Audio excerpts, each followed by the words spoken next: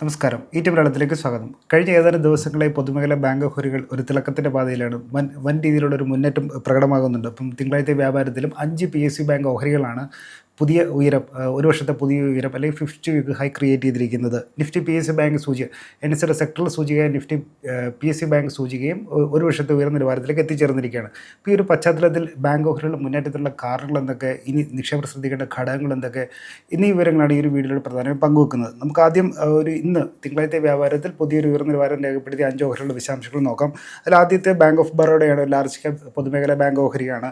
അപ്പോൾ ഇന്നത്തെ തിങ്കളാഴ്ച വ്യാപാരത്തിൽ പുതിയൊരു ഉയരം കുറിച്ചിരിക്കുന്നത് 293 രൂപ 25 പൈസയിലെത്തിയാണ് 52 വീക്ക് ഹൈ. ഒരു വർഷത്തിനിടയിൽ പുതിയൊരു ഉയർന്ന നിലവാരം രേഖപ്പെടുത്തിയിരിക്കുന്ന കഴിഞ്ഞ 5 ദിവസത്തിനിടെ ബാങ്ക് ഓഫ് ബറോഡ ഓഹരിൽ 6%, കഴിഞ്ഞ ഒരു മാസത്തിനിടെ നോക്കിയാൽ 10%, ഈ വർഷം ഇതുവരെ 21% നേട്ടവും ഈ ഒരു ഓഹരിൽ രേഖപ്പെടുത്തിയിട്ടുണ്ട്. സമാനമായി നോക്കുകയാണെങ്കിൽ ഒരു മിഡ് ക്യാപ് ഭാഗത്തിൽ നിന്നുള്ള പൊതുമേഖല ഓഹരിയായ ബാങ്ക് ഓഫ് ഇന്ത്യ ഇപ്പോൾ ഇന്നത്തെ ഒരു ട്രേഡിനിടയിൽ 142.95 വരെ ഉള്ള രൂപയിലെത്തി നിലവാരത്തിലേക്ക് എത്തിച്ചേർന്ന് പുതിയൊരു 52 വീക്ക് ഹൈ കഴിഞ്ഞ ഒരു വർഷത്തിനിടയിൽ ഒരു പുതിയൊരു നിലവാരം കുറിച്ചിട്ടുണ്ട്. കഴിഞ്ഞ 5 ദിവസത്തിനിടെ നോക്കുകയാണെങ്കിൽ 2% നേട്ടവും, കഴിഞ്ഞ ഒരു മാസത്തിനിടെ നോക്കുകയാണെങ്കിൽ 14% നേട്ടവും, ഈ വർഷം ഇതുവരെയായി ബാങ്ക് ഓഫ് ഇന്ത്യ ഓഹരിൽ 39% നേട്ടവും രേഖപ്പെടുത്തിയിട്ടുണ്ട്. സമാനമായി നോക്കുകയാണെങ്കിൽ ഇന്ന് മൂന്നാമത്തെ, അതായത് തിങ്കളാഴ്ച വ്യാപാരത്തിനിടെ പുതിയ ഉയരം കുറിച്ച മൂന്നാമത്തെ പൊതുമേഖലാ ബാങ്ക് ഓഹരിയാണ് കാനറ ബാങ്ക്. ലാർജ് ക്യാപ് ഭാഗത്തിലുള്ള ബാങ്ക് ഓഹരിയാണിത്.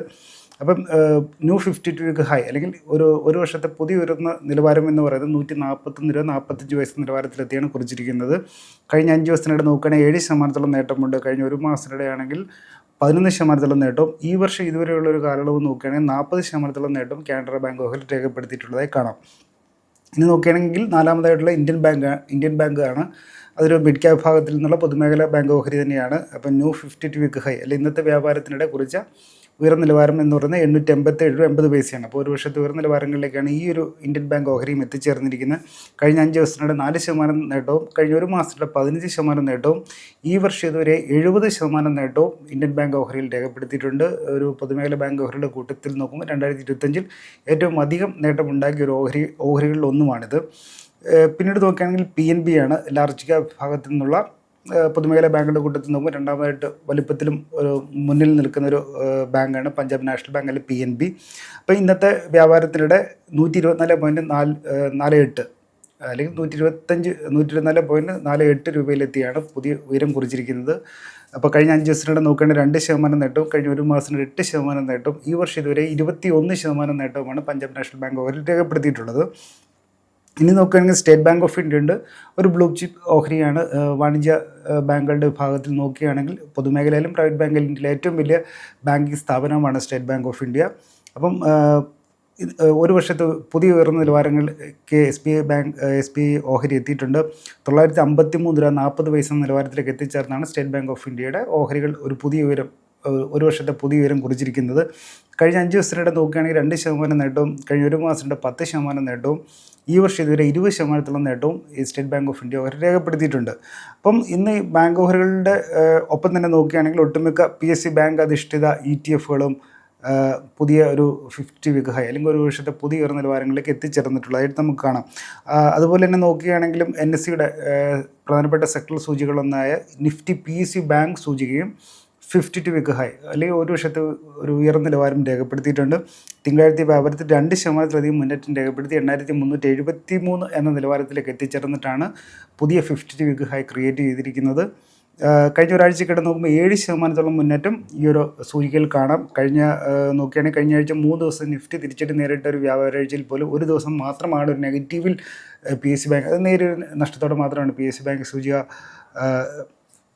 പ്രകടനം കാഴ്ചവെച്ചിട്ടുള്ളത്. അതായത് ഏറിയ പങ്ക് നേട്ടത്തോടെ തന്നെയായിരുന്നു നമുക്ക് കാണാം. ശ്രദ്ധേയമായൊരു നീക്കം തന്നെയാണ്. ഈ ഒരു പശ്ചാത്തലത്തിൽ PSU ബാങ്ക് ഓഹരികൾ അല്ലെങ്കിൽ പൊതുമേഖലാ ബാങ്ക് ഓഹരികൾ നേട്ടത്തിനുള്ള കാരണങ്ങൾ എന്തെന്ന് നമുക്ക് നോക്കാം. ഇത് പ്രധാനമായും 4 അനുകൂല ഘടകങ്ങളാണ് നമുക്ക് കാണാനുള്ളത്. പിന്നെ അതിൽ ഒന്ന് എന്ന് പറയുന്നത് വിദേശ നിക്ഷേപകർ വീണ്ടും പൊതുമേഖലാ ബാങ്ക് ഓഹരികളിലേക്ക് ശ്രദ്ധ പതിപ്പിച്ചതാണ്, ഫോറിൻ ഇൻസ്റ്റിറ്റ്യൂഷണൽ ഇൻവെസ്റ്റേഴ്സ്. അപ്പം നമ്മൾ സെപ്റ്റംബർ ക്വാർട്ടറിലെ ഒരു PSU ബാങ്കുകളിലെ ഒരു ഓഹരി പങ്കാളിത്തം അല്ലെങ്കിൽ ഷെയർ ഹോൾഡിങ്സിൻ്റെ ഒരു പാറ്റേൺ നോക്കുകയാണെങ്കിൽ അവരുടെ വിദേശ നിക്ഷേപകരുടെ ഭാഗത്തു നിന്നുള്ളൊരു കോൺഫിഡൻസിൻ്റെ ഒരു തിരിച്ചുവരവുള്ളതായിട്ട് നമുക്ക് കാണാൻ കഴിയും.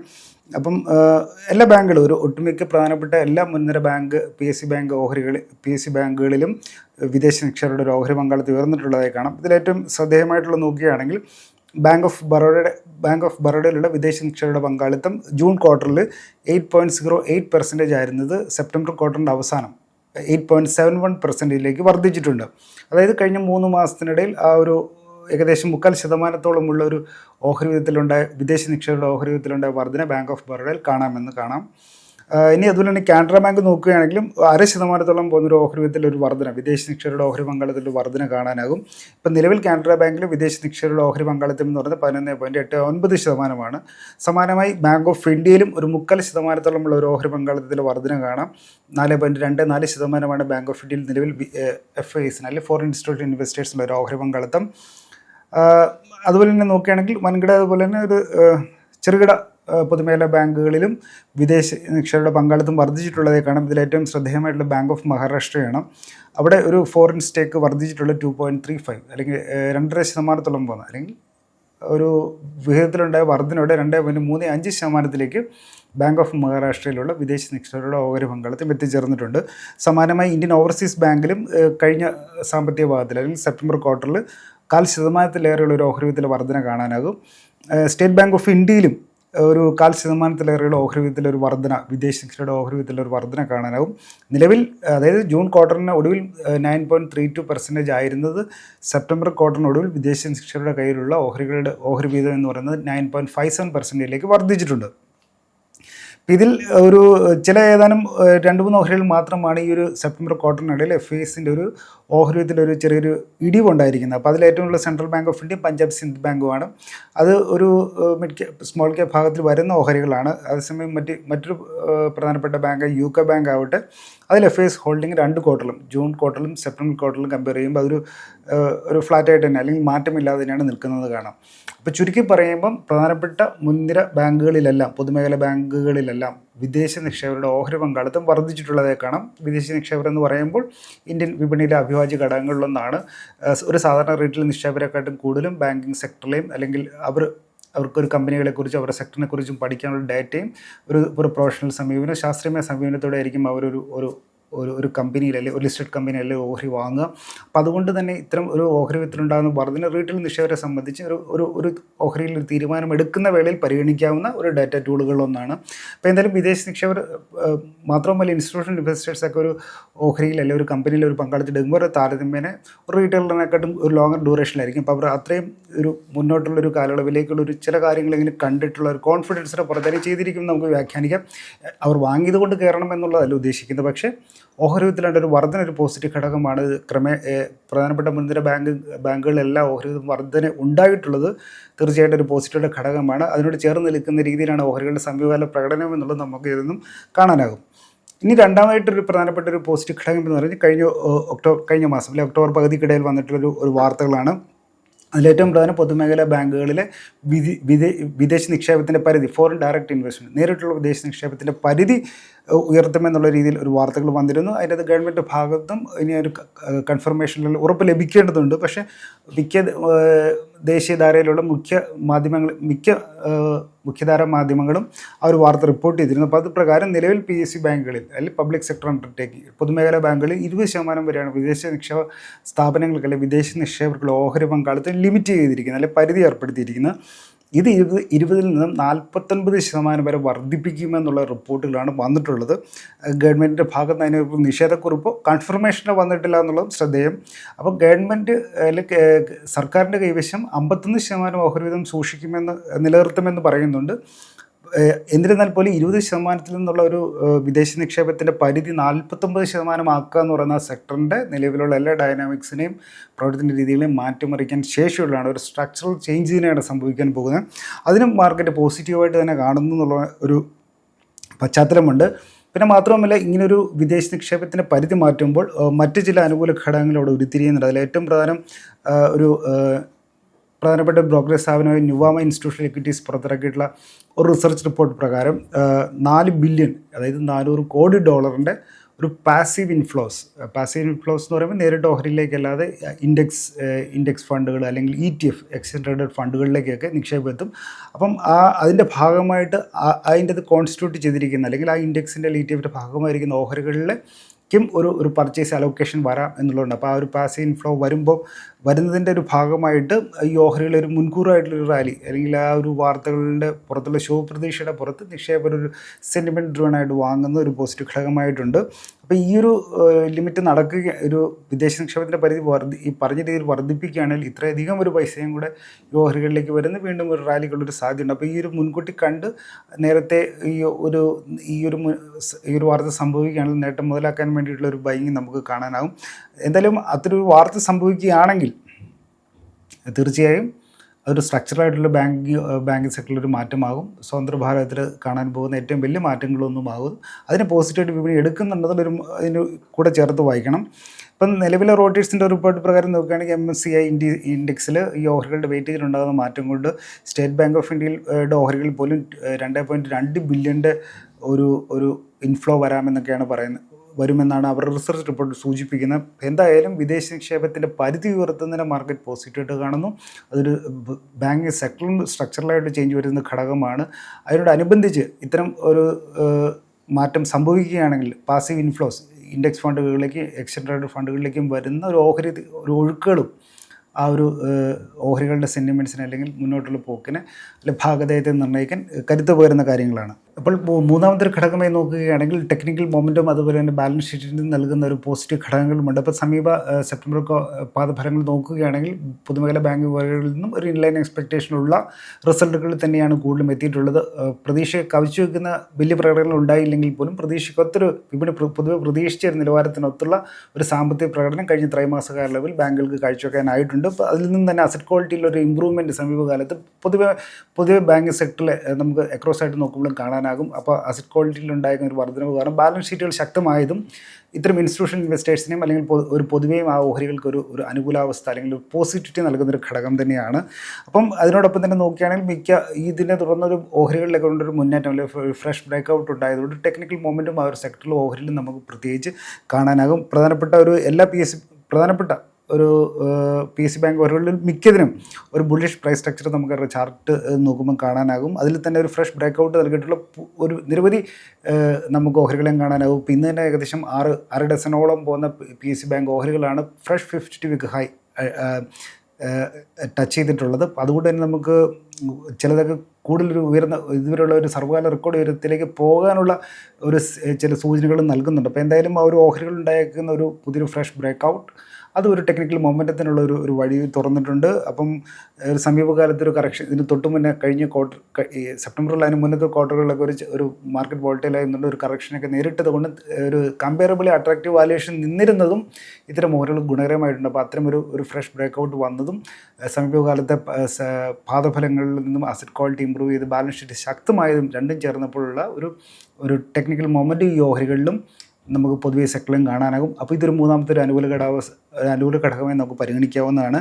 നാലാമതായിട്ട് നോക്കുകയാണെങ്കിൽ വീണ്ടും റിപ്പോർട്ടുകളെ തുടർന്നുള്ള ഒരു മുന്നേറ്റവും ഈ ഒരു ഓഹരികളെ സ്വാധീനിക്കുന്നതായി കാണാം. അപ്പം നേരത്തെ സൂചിപ്പിച്ചതനുസരിച്ച് ഗവൺമെൻറ്റിൻ്റെ ഭാഗത്തു നിന്ന് താരതമ്യേന ചെറിയ പൊതുമേഖലാ ബാങ്ക് ഓഹരികളെ വൻകിട ബാങ്കുകളിലേക്ക് ലയിപ്പിക്കാനും എന്നുള്ള റിപ്പോർട്ടുകൾ വന്നിരുന്നു. അപ്പോൾ അതൊരു കഴിഞ്ഞൊരു മാസം പകുതിയോളം ദേശീയ മാധ്യമങ്ങളാണ് റിപ്പോർട്ട് ചെയ്തത്. അതിനുശേഷം ഇപ്പം വീണ്ടും വരികയാണെങ്കിൽ ചെറിയ പൊതുമേഖലാ ബാങ്ക് ഓഹരികൾ പ്രൈവറ്റൈസ് ചെയ്യാനുള്ള നീക്കമുണ്ടെന്നും എന്നുള്ള സൂചനകളും വരുന്നുണ്ട്. അപ്പോൾ എന്തായാലും ഇതിനോടും വിപണി ഒരു പോസിറ്റീവായിട്ട് എടുത്തിട്ടുള്ളത്. അപ്പം അതിൻ്റെ ഒരു പശ്ചാത്തലത്തിൽ നോക്കുകയാണെങ്കിൽ ഇപ്പം പുതിയ റിപ്പോർട്ട് ഇപ്പം മിൻറ്റിൻ്റെ ഭാഗത്തു നിന്നുള്ള റിപ്പോർട്ട് പ്രകാരം നോക്കുകയാണെങ്കിൽ ഒരേ ലൊക്കേഷനിലുള്ള ഹെഡ് ക്വാർട്ടേഴ്സുള്ള ഒരു ബാങ്കുകളെ തമ്മിൽ മെർജ് ചെയ്യിക്കുന്ന രീതിയിലൊരു പാറ്റേണാണ് നമുക്ക് കാണാനാകുക. ഇപ്പോൾ മുംബൈയിൽ യൂണിയൻ ബാങ്ക് ഓഫ് ഇന്ത്യയും കേന്ദ്രീകരിച്ചിട്ടുണ്ട്. അപ്പോൾ ഇത് തമ്മിൽ മെർജ് ചെയ്യിക്കാനുള്ള ഒരു പ്രപ്പോസലും ഗവൺമെൻറ്റിൻ്റെ ഭാഗത്ത് അല്ലെങ്കിൽ ഗവൺമെൻറ്റിൻ്റെ പരിഗണനയിലുണ്ടെന്നാണ് മിൻറ്റ് റിപ്പോർട്ട് ചെയ്തിരിക്കുന്നത്. ഇത് പ്രകാരം നോക്കുകയാണെങ്കിൽ ഇപ്പം ഈ പറഞ്ഞ രീതിയിൽ മുംബൈ കേന്ദ്രമാക്കി പ്രവർത്തിക്കുന്ന യൂണിയൻ ബാങ്ക് ഓഫ് ഇന്ത്യയും തമ്മിൽ ലയിക്കുകയാണെങ്കിൽ നിലവിലെ ഏറ്റവും വലിയ ബാങ്ക് SBIക്ക് ശേഷം വലിപ്പത്തിൽ രണ്ടാമതായി മാറാനുള്ള ശേഷി ബാങ്കുകൾക്കുണ്ട്. അതായത് ലയിച്ച് ചേരുന്ന സംയുക്ത ബാങ്കിനുണ്ടെന്ന് കാണാനാകും. അതുപോലെ തന്നെ നോക്കുകയാണെങ്കിൽ ചെന്നൈ കേന്ദ്രീകരിച്ച് പ്രവർത്തിക്കുന്ന ഇന്ത്യൻ ഓവർസീസ് ബാങ്കും ഇന്ത്യൻ ബാങ്കും തമ്മിൽ ലയിക്കാനുള്ള ഒരു നീക്കം നടക്കുന്നതായിട്ടും പറയുന്നുണ്ട്. അപ്പം അതും മിൻറ്റ് തന്നെ റിപ്പോർട്ട് ചെയ്തതാണ്. അപ്പോൾ എന്തായാലും അതിനിടയ്ക്ക് Punjab and Sindh bank, bank of Maharashtra തുടങ്ങിയ താരതമ്യേന ചെറിയ ബാങ്കുകളെ പ്രൈവറ്റൈസ് ചെയ്യാനുള്ള നീക്കങ്ങളും ഗവൺമെൻറ്റിൻ്റെ ഭാഗത്ത് അല്ലെങ്കിൽ അത്തരം റിപ്പോർട്ടുകളും അത്തരം നിർദ്ദേശങ്ങളും സർക്കാരിൻ്റെ പരിഗണനയിൽ ഉണ്ടെന്നും മിൻറ്റ് റിപ്പോർട്ട് ചെയ്യുന്നുണ്ട്. അപ്പോൾ ചുരുക്കത്തിൽ പറയുകയാണെങ്കിൽ Indian overseas bank, central bank of India, bank of Maharashtra പോലെ ചെറിയ ബാങ്കുകളെ SBI, bank of Baroda, Punjab national bank, union bank പോലുള്ള വൻകിട ബാങ്കുകളിലേക്ക് ലയിപ്പിക്കുകയും താരതമ്യേന വളരെ ചെറിയ ഈ ഒരു കൂട്ടത്തിലുള്ള ബാങ്കുകളെ പ്രൈവറ്റൈസ് ചെയ്യാനുള്ള നീക്കങ്ങളും സർക്കാർ പരിഗണിക്കുന്നുണ്ട്. അപ്പോൾ ആദ്യഘട്ടത്തിൽ വന്നിരുന്നത് മൊത്തത്തിൽ ലയിപ്പിച്ച് 4 വലിയ ബാങ്കുകളെ രൂപീകരിക്കുക എന്നുള്ളതായിരുന്നു. പക്ഷെ അങ്ങനെയല്ല. ഈ പലതരത്തിലുള്ള നിർദ്ദേശങ്ങളും റിപ്പോർട്ടുകളും സർക്കാരിൻ്റെ പരിഗണനയിലുണ്ടെന്നാണ് ഇപ്പോൾ വ്യക്തമാകുന്നത്. ഇപ്പോൾ എന്തായാലും നോക്കുകയാണെങ്കിൽ 2017-2020 കാലയളവിൽ 10ഓളം ബാങ്കുകളെ പ്രധാനപ്പെട്ട 4 ബാങ്കുകളിൽ ലയിപ്പിച്ചിരുന്നു. അങ്ങനെ 2017 തുടക്കത്തിൽ 27 പൊതുമേഖല ബാങ്കുകളുണ്ടായിരുന്നു. 12 ബാങ്കുകളെ ചുരുങ്ങിയിട്ടുണ്ട്. അപ്പോൾ ഈ 12ൽ നിന്നും വീണ്ടും ചുരുക്കി ആ ഒരു ബാങ്കിങ് സെക്ടറിനെ ഒരു അടുത്ത ഘട്ടം വളർച്ചയ്ക്കുള്ള, രാജ്യത്തിൻ്റെ അടുത്ത ഘട്ടം വളർച്ചയ്ക്കുള്ള ഇതിനെ പ്രാപ്തരാക്കുക അല്ലെങ്കിൽ അന്നത്തെ ആവശ്യങ്ങൾ നേടാനുള്ള രീതിയിൽ നിയുക്തമാക്കുക എന്നുള്ളതാണ് സർക്കാരിൻ്റെ ഉദ്ദേശം. ഇതാണ് ഈ 4 ഘടകങ്ങളാണ് പ്രധാനമായിട്ടും ബാങ്കിങ് മേഖലയുടെ മുന്നേറ്റത്തിന് നയിക്കുന്നത്. വിദേശ നിക്ഷേപകരുടെ ഭാഗത്ത് വന്നിട്ടുള്ള ഒരു ബൈയിങ് ഇൻട്രസ്റ്റ്, ടെക്നിക്കൽ മൊമെൻറ്റം, അതുപോലെ തന്നെ സ്ട്രക്ചറലായിട്ടുള്ള ഈ വിദേശ നിക്ഷേപം വർദ്ധിപ്പിക്കുന്നത് പോലുള്ള സർക്കാരിൻ്റെ ഭാഗത്ത് നിർദ്ദേശങ്ങൾ വന്നതായിട്ടുള്ള റിപ്പോർട്ട്, അതുപോലെ തന്നെ മെർജർ, പ്രൈവറ്റൈസിങ് തുടങ്ങിയ പോലുള്ള റിപ്പോർട്ടുകളുമൊക്കെ ഇത്തരം, അതായത് ഫണ്ടമെൻ്റലായിട്ട് ചില വാർത്തകളും ഷോർട്ട് ടൈം ആയിട്ടുള്ള വാർത്തകളുമൊക്കെ പോസിറ്റീവായിട്ട് സ്വാധീനിക്കുന്നതാണ് പൊതുമേഖല ബാങ്കുകളുടെ മുന്നേറ്റത്തിന് നയിക്കുന്നത് കാണാം. ഈ ഒരു പശ്ചാത്തലത്തിൽ ഇനി എന്ത്, അല്ലെങ്കിൽ നിക്ഷേപകർ ശ്രദ്ധിക്കേണ്ട ഘടകങ്ങൾ എന്തൊക്കെയാണെന്നുള്ളത് നമുക്ക് നോക്കേണ്ടതുണ്ട്.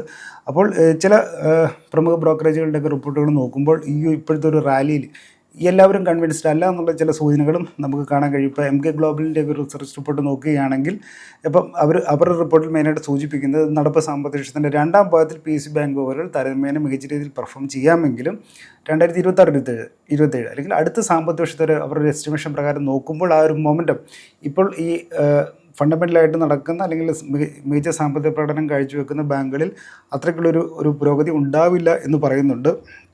അവരതിന് പറയുന്ന കാരണങ്ങളൊക്കെ ഒന്ന് പറയുന്നത് ലോൺ ഗ്രോത്ത് ഒക്കെ വളരും, അല്ലെങ്കിൽ വായ്പ വിതരണത്തിലൊക്കെ വളർച്ച ഉണ്ടാവും. അതൊരു ഓവറോൾ മാർക്കറ്റിൻ്റെ ഒരു മൊമെൻറ്റത്തിൻ്റെ പുറത്ത് വളരുന്നത് തന്നെയാണ്. പക്ഷേ അതിൽ നിന്നും കിട്ടാൻ പോകുന്ന അല്ലെങ്കിൽ ഒരു പ്രോഫിറ്റ് അല്ലെങ്കിൽ ബാക്കിയുള്ള ഒരു മാർക്കറ്റ് ഷെയറിൻ്റെ ഒക്കെ കാര്യത്തിൽ, അതായത് ഇപ്പോൾ ഈ ഒരു ലോൺ ഗ്രോത്ത് വർദ്ധിക്കുന്നതിലൂടെ പൊതുമേഖലാ ബാങ്കുകൾക്ക് അവർ ഇപ്പോഴത്തെ ലാഭവും അല്ലെങ്കിൽ നെറ്റ് പ്രോഫിറ്റുകളായിട്ട് കമ്പയർ ചെയ്യുമ്പോൾ അവർക്ക് ഇപ്പോഴുള്ള മാർക്കറ്റ് ഷെയറായിട്ട് കമ്പയർ ചെയ്യുമ്പോൾ വലിയ രീതിയിലുള്ള മാറ്റം ഉണ്ടാകുമോ എന്നുള്ളൊരു കാര്യങ്ങളാണ് MK ഗ്ലോബലിൻ്റെ ഒരു റിസർച്ച് റിപ്പോർട്ടിൽ പറയുന്നത്. അതുപോലെ തന്നെ മുന്നോട്ട് പോകുമ്പോൾ ട്രഷറി ഇൻകത്തിലും ഒക്കെ ഒരു കുറവുണ്ടാകാം എന്ന് പറയുന്നുണ്ട്. ട്രഷറി ഇൻകം എന്ന് പറയുമ്പോൾ ഗവൺമെൻറ് സെക്യൂരിറ്റീസ്, ബോണ്ട് അല്ലെങ്കിൽ ഹെഡ്ജ് പോലെ ഓപ്പറേഷൻസ്, ഹെഡ്ജ് ആക്ടിവിറ്റീസിലൊക്കെ അല്ലെങ്കിൽ ഇൻവെസ്റ്റ്മെൻറ്റ് ആക്ടിവിറ്റീസിന് ഒരു ബാങ്കിന് കിട്ടുന്ന ഇൻകമാണ് ട്രഷറി ഇൻകം എന്ന് പറയുന്നത്. അപ്പോൾ ട്രഷറി ഇൻകത്ത് ടോട്ടൽ ഒരു പ്രോഫിറ്റിലേക്ക് അല്ലെങ്കിൽ വരുമാനത്തിലേക്ക് ഒരു ഗണ്യമായ ഒരു സംഭാവന ചെയ്യുന്നൊരു പാർട്ടാണ് ബാങ്കുകളെ സംബന്ധിച്ച് ട്രഷറി ഇൻകം എന്ന് പറയുന്നത്. അപ്പോൾ അതിൽ കുറവുണ്ടാകുമെന്ന് പറയുന്നുണ്ട്. മാത്രവുമല്ല അതേസമയം ഓപ്പറേഷണൽ കോസ്റ്റുകൾ അല്ലെങ്കിൽ കൂടുമെന്നും പറയുന്നുണ്ട്. അതായത് പൊതുമേഖല ബാങ്കുകളെ സംബന്ധിച്ചിട്ട് ഒരു ശമ്പള പരിഷ്കരണത്തിൻ്റെ പല നിർദ്ദേശങ്ങൾ പോയിരുന്നു. അപ്പോൾ അതിൻ്റെ പ്രഖ്യാപനങ്ങൾ ഉടനെ ഉണ്ടാകുമെന്ന് പറയുന്നുണ്ട്. അപ്പോൾ അങ്ങനെ ഉണ്ടെങ്കിൽ അവർ കോസ്റ്റ് വർദ്ധിക്കുമെന്ന് പറയുന്നു. അപ്പോൾ ഈ ലോൺ ഗ്രോത്ത് ഉണ്ടായാൽ കിട്ടുന്ന അധിക വരുമാനം ഇത്തരമുള്ള ചിലവുകളിലേക്ക് പോവുകയാണെങ്കിൽ നെറ്റ് നമ്മൾ നോക്കുമ്പോൾ അധികം മെച്ചം ഉണ്ടാകത്തില്ല എന്നുള്ള രീതിയിലാണ് ഇവർ സൂചിപ്പിച്ചിട്ടുള്ളത്. പക്ഷേ എന്തായാലും നമുക്കിപ്പം നോക്കുമ്പോൾ മാർക്കറ്റിലൊരു മുന്നേറ്റം നമുക്ക് കാണാനാവും. കഴിഞ്ഞ ഒരാഴ്ചക്കിടെ നിഫ്റ്റി PSU ബാങ്ക് സൂചി 7% മുന്നേറ്റം കാണിച്ചിട്ടുണ്ട്. ഇന്നും 1/2 ഡസനോളമുള്ള ബാങ്ക് ഓഹരികൾ പുതിയൊരു 50 വീക്ക് ഹൈ ക്രിയേറ്റ് ചെയ്തിട്ടുള്ളതായിട്ട് കാണാം. ഈ ഒരു പശ്ചാത്തലത്തിൽ നമുക്ക് നോക്കുകയാണെങ്കിൽ വളരെ ചുരുക്കി ഈ നേരത്തെ സൂചിപ്പിച്ച പോലുള്ള FDI പൊതുമേഖലാ ബാങ്ക് ഓഹരികളിലേക്കുള്ള വിദേശ നിക്ഷേപത്തിൻ്റെ പരിധി ഉയർത്തുക, അങ്ങനെയുള്ള സ്ട്രക്ചറലായിട്ടുള്ള മാറ്റങ്ങൾ ഉണ്ടാകുന്നുണ്ടെങ്കിൽ തീർച്ചയായിട്ടും ഈ ഒരു മൊമെൻറ്റത്തെ മുന്നോട്ട് കൊണ്ടുപോകാൻ കഴിയുന്നതാണ്. പക്ഷേ ഇതെല്ലാം റിപ്പോർട്ടുകളാണെന്നുള്ളതിനാൽ തന്നെ എന്തായാലും ജാഗ്രത പാലിക്കണം. മുന്നേറ്റം നമുക്ക് കാണാനാകുന്നുണ്ട്. പക്ഷേ അത് ട്രേഡേഴ്സിന് വേണമെങ്കിൽ അത് ഓപ്പർച്യൂണിറ്റി ടാപ്പ് ചെയ്യാൻ ശ്രമിക്കാവുന്നതാണ്. പക്ഷേ ഒരു ട്രയൽ സ്റ്റോപ്പ് ലോസ് ഇട്ട് തന്നെ ആ പ്രോഫിറ്റ് പ്രൊട്ടക്റ്റ് ചെയ്യാനും ശ്രമിക്കേണ്ടതുണ്ട്. പക്ഷേ ഇതെല്ലാം റിപ്പോർട്ടുകളാണെന്നുള്ളതും അസറ്റ് ക്വാളിറ്റിയിലുള്ള വർധന ചില ഫണ്ടമെൻ്റൽസ് ആയിട്ടുള്ള മാറ്റങ്ങളുണ്ട്. പക്ഷേ നേരത്തെയായിട്ട് കമ്പയർ ചെയ്യുമ്പോൾ വാല്യുവേഷൻസൊക്കെ ഇപ്പോൾ ഒരു ഫെയർലി നേരത്തെ ഒരു അണ്ടർ വാല്യൂഡിൽ നിന്നുള്ള ഫെയർലിയോട്ട് എത്തിയ സ്ഥിതിക്ക് മുന്നോട്ട് പോക്കിനെ സംബന്ധിച്ച് ഇത്തരം റിപ്പോർട്ടുകളുടെ നിജസ്ഥിതി അല്ലെങ്കിൽ അതൊരു യാഥാർത്ഥ്യമായി പരിണമിക്കേണ്ടതുണ്ട്. അതിൽ നിന്ന് മാറ്റങ്ങൾ ഈ സെക്ടറിന് വരേണ്ടതുണ്ട്. അല്ലാത്ത പക്ഷേ ജാഗ്രത തുടരണമെന്ന് തന്നെയാണ് നമുക്ക് സൂചിപ്പിക്കാനുള്ളത്. ഈ ഒരു സെബി രജിസ്റ്റേർഡ് അനലിസ്റ്റ് ഒന്നുമല്ല, മാർക്കറ്റുമായി ബന്ധപ്പെട്ട കാര്യങ്ങൾ ഒരു അക്കാഡമിക് ഷെയർ ചെയ്യുന്നു മാത്രം. അവർക്കും മറ്റൊരു വിഷയമായി നമുക്ക് വീണ്ടും കണ്ടുപിട്ടാം. നമസ്കാരം.